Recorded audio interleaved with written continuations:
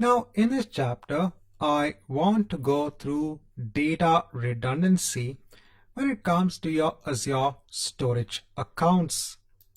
So if I go ahead and just create a storage account, so if I just hit on create,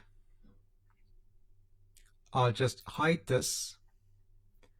I'll just scroll down. Here in terms of redundancy, you have different redundancy options in place. For example, you have locally redundant storage, geo redundant storage, zone redundant storage, and geo zone redundant storage.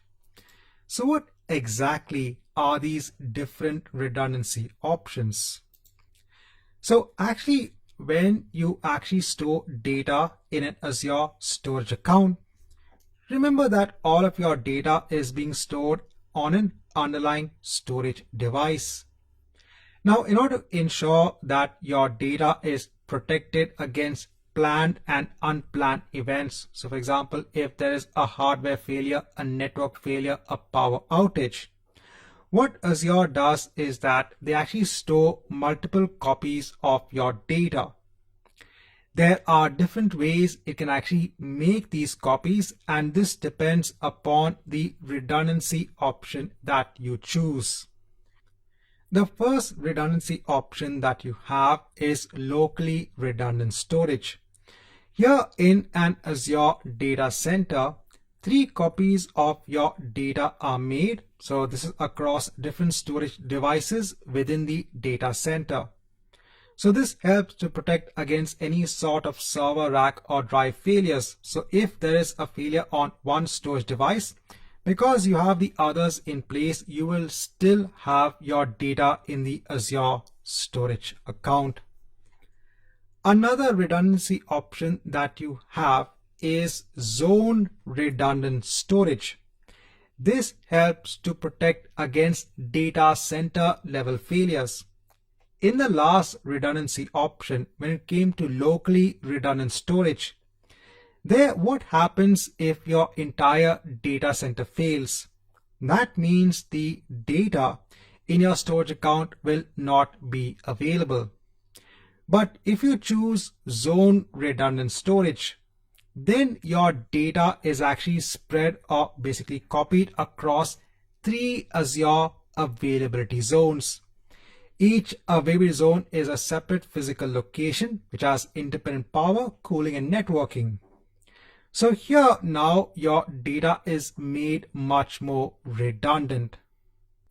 But what happens if the entire region that is hosting your storage account goes down? That time zone redundant storage will not help because all your availability zones will not be available. In that case, you can opt for the next option. This is geo redundant storage. Here, in addition to your data being replicated in the primary location using LRS, that's locally redundant storage, your data is also copied onto another location. So if the central US location goes down, you will still be able to access your data in the East US location. Now note that as we start going down the chain of making your data more redundant, the cost is also going to increase.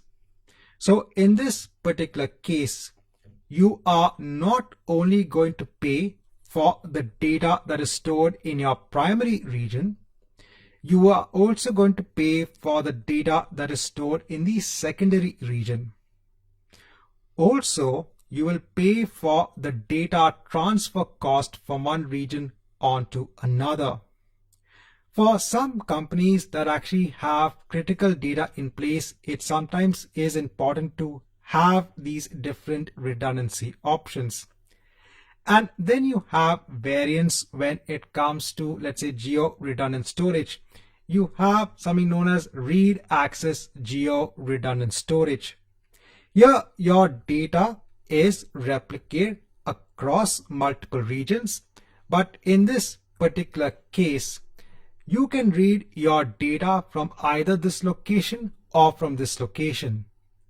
In normal geo-redundant storage, you can only read your data in the secondary location if the primary one goes down.